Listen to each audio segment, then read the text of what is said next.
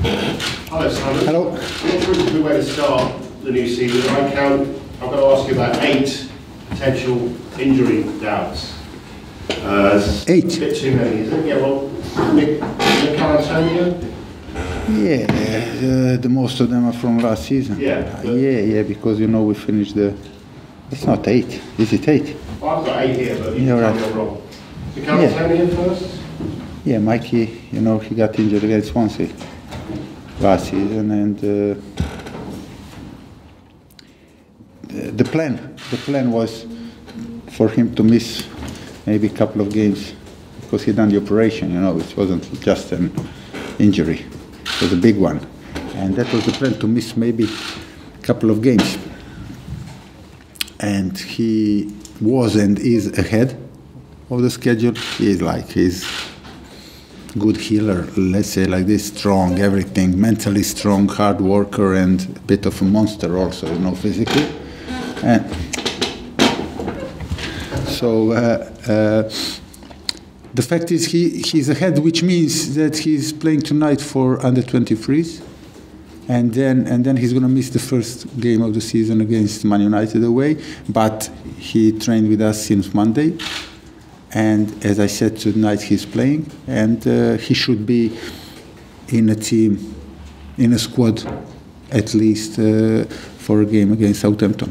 That's good news. But that was planned. That was planned. Only it was there was maybe possibility or an option that is going to be a couple of games or whatever. But it's one, yeah. I guess Andy Carroll's a bit further behind. Yes, but it looks like he's a bit further. He's not a lot. In one stage of the preseason, even last year, you know, he was way behind. But now it looks like he's training individually still, but he's doing basically all the movements, everything with the ball and all that. So if it continues like this, he should train with us on Wednesday, and he will not start from zero. He will start like, okay, he didn't play for a long time and all that, but he will be in, let's say, okay condition fitness-wise. Of course, then he needs to feel, to play, to train with the guys, with the team and all that, to feel ball, because it's one thing that you do individually, the other thing is when you're part of the group training. But it's since long time, like since March or whatever, April, it looks like it is the most promising situation regarding Andy. So of course I wanted him to be fit at the start of the preseason, of course, but it wasn't unfortunately the case. But now it looks like there is a light or a goal that is very near. Yeah. So before the international break, you might see. If it goes like this, if it goes well according to plan that we all want and wish and basically expect, then it's all about how does he look on the pitch, like regarding the coordination and all that. So I don't know. Knowing Andy from before, he always needed maximum 10 days, couple of weeks to come back basically playing, you know. But then that was also one of the reasons that why he was getting injured again, maybe. You know, so it's about the balance. Sheku is, I know, I'm fed up about these you know, when specialists or when the physio tell you that that's kind of an injury that they never seen in their life, like okay, but so it really, because I've seen it. It was one of the strangest ever that I ever seen. Although the most strange ones, they come out of nothing, you know, like that. But this wasn't even a sharp movement. It was nothing, basically. In the beginning, it looked nothing, and then suddenly, after half an hour, it looked like everything, like bad. Thank God it's not. And Sheku is again like Michael Antonio. He's really like a good healer, and he's also way ahead. So Sheku and Lanzini should be back. They are the only two who got injured in the preseason. Both very strange, without the opponent. It's not like a muscle or whatever loading. It's just they come. and both of them should be after Southampton game, so maybe for Newcastle game, at least one of them. If not, then straight after international break. Did you say Lanzini? Yeah, both of them should be like that. Mark Noble? Mark Noble, no, he just missed few days because of his toe. That is like. He had the operation.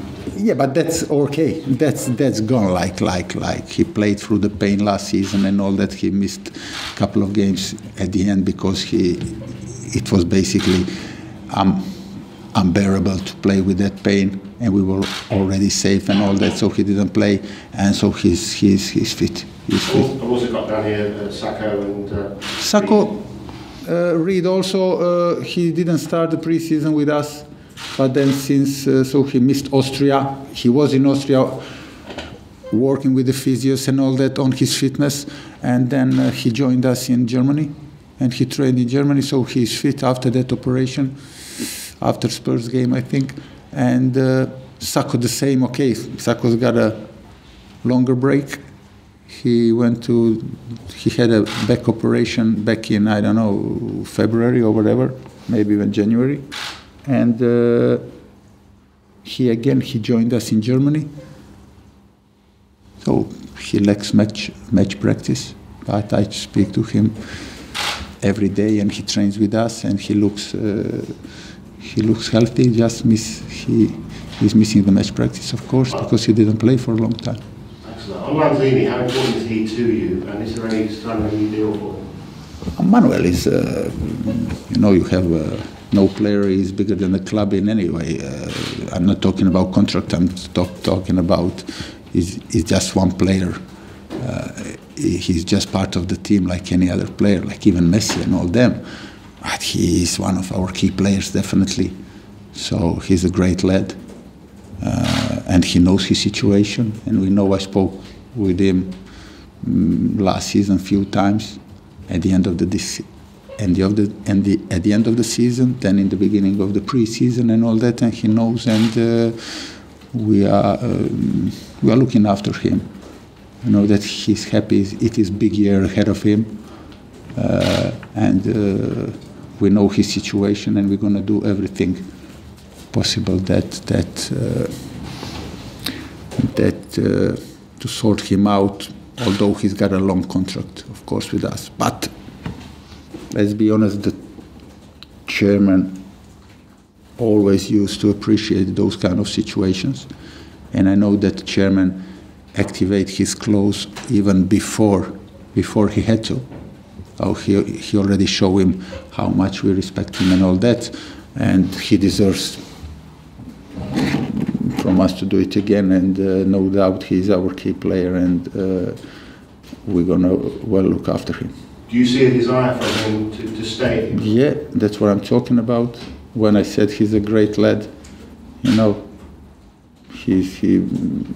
never showed me, and we speak very, very often on a daily basis. We talk or longer talk, and he never showed any sort of things that he's unhappy.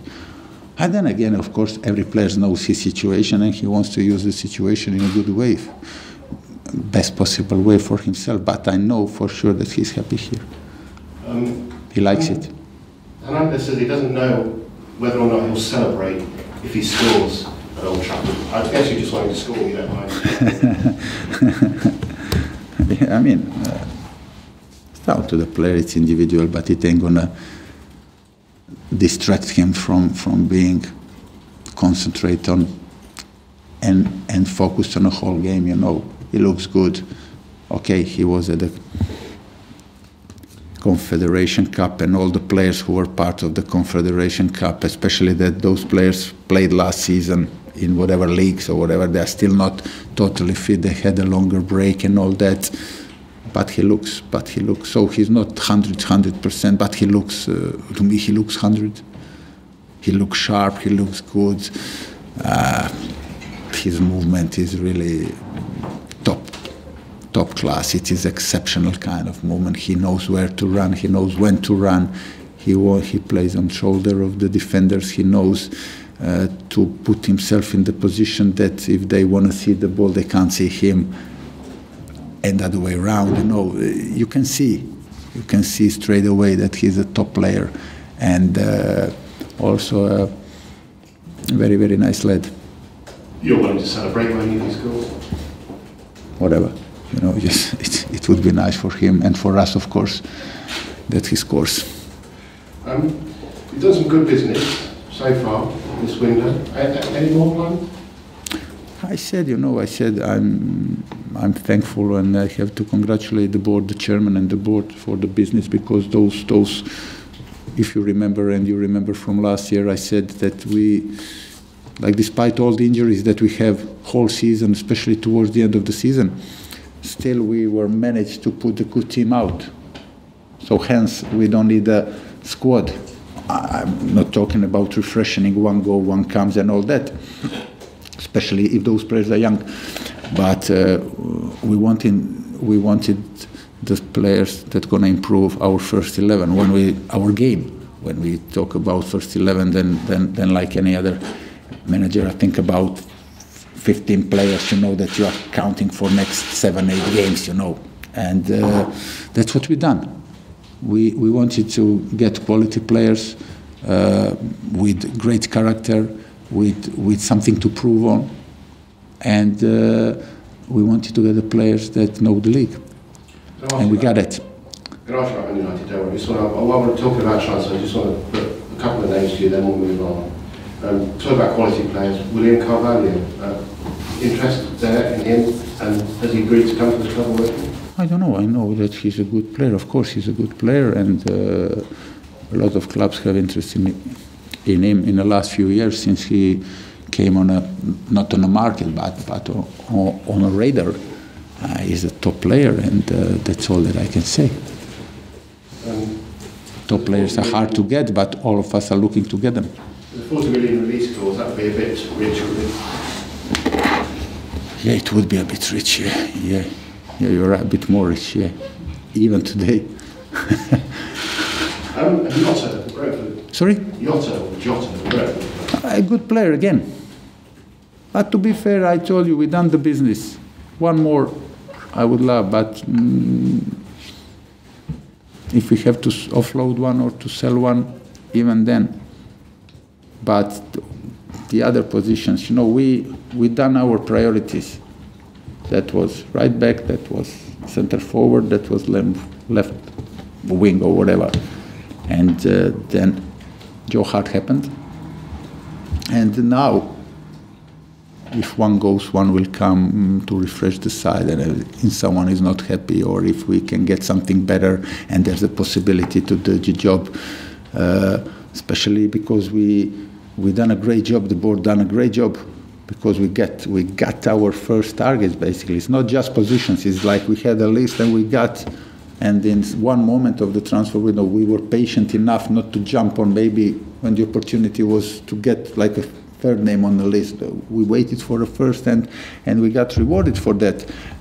But then on the other side, we spent a lot of money, of course, but we didn't spend crazy money, because still, don't forget that we offload, or some players that we didn't want them to go, they went, and so we sold the players for good money as well. If we're talking about Fletcher, if we are talking about Randolph, if we're talking about Nordveit, if we're talking about Valencia, so we also so the balance between that and that is like, I don't know, less than 10 million. And maybe bring in that 10 million or more for Adrian.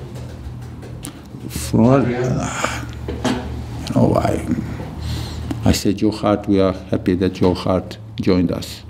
It's a big, not only, it is a statement from the club, of course, he's number one in England, but he's also a great goalkeeper and all that, and you want competition. And Joe wasn't planned. Joe, I don't know, it was before, was it before Austria, and then when it's suddenly appeared that he could be available and all that, but at that moment I spoke with the goalkeepers, And I told them that they are both good and all that, and that we can, if they want and all that, we can sell or offload one of them, but the other one will have to stay because we need two top goalkeepers. So the first opportunity came to Randy, and he went to Middlesbrough and all that. I spoke several times to Adrian, and I told them that he's a great bloke. I mean, he can't be angry or whatever. He can be for a couple of minutes disappointed, but not angry. But I told him, like, only if the club gets a good offer for him, and plus, on top of that, and first of all, if the club can find a good replacement, then maybe we can do him a favor, kind of a. But chairman wants him to stay. I want him to stay. Everybody wants him to stay. He's big part. He's 4 years here or whatever. He's very important on the pitch, very important in the dressing room, very important on the training ground. And we want to give him a new contract, a longer contract, to show him how much we want him and respect him. And that's the story. Thank you very much. Manchester United, what a way to start the season. Do you sense within the squad a real excitement about that fixture? Yeah, I mean, it's not ideal to play there, first game of the season, but then on the other hand, it's brilliant. You know, it's the greatest away game in the league. Of course, we have a chance. Of course, we are positive and all that, and we know they are Manchester United. They improved the squad with quality, with big transfers and all that. They already played one competitive game against Real Madrid, like a proper competitive, very important game. And we are looking forward for that. And we have some good memories, recent ones from Old Trafford. And we played twice there in the league, see some here, and we drew 2 times. Yeah, so it's going to be very difficult, and we know what we have to do. We will have to be on top of our game. Okay, we are missing some players. That's not. It would be better if we have a couple of them more. But then, of course, we are positive. A final question, really. It's going to be a month before you play at home. How much of a setback is that? Again, it's not ideal, but.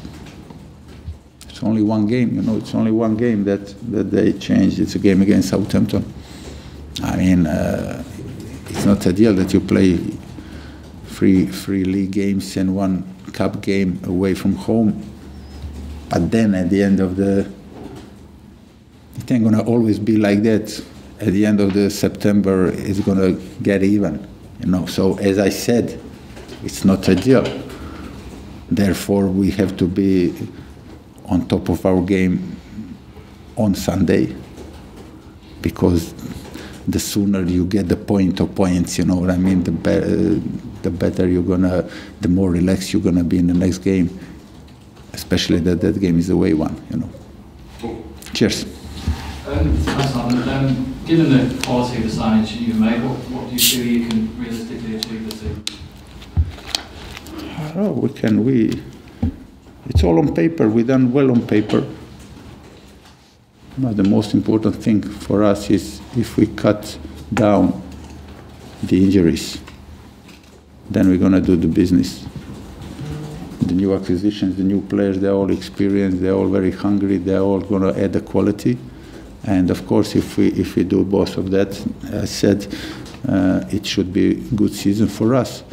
But only if we know what we have to do every day on a training ground and in every game, is to work hard, not to think like that because we got 4 new players that we're gonna go straight in the top whatever.